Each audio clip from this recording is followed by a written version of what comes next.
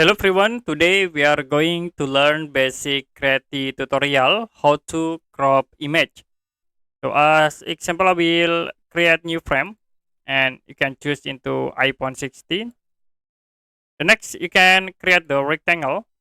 I will create at this point and we can set image into this rectangle. Go to fill option and then click at this fill settings.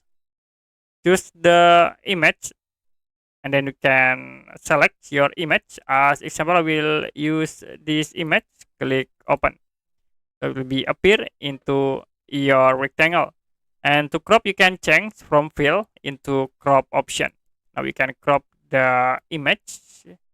Okay, like I will crop like this, and if you done, you can close this fill tools, so it will be automatically crop the image.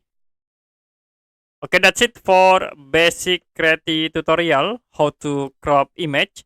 If you have any question about tutorial, you can comment below this video.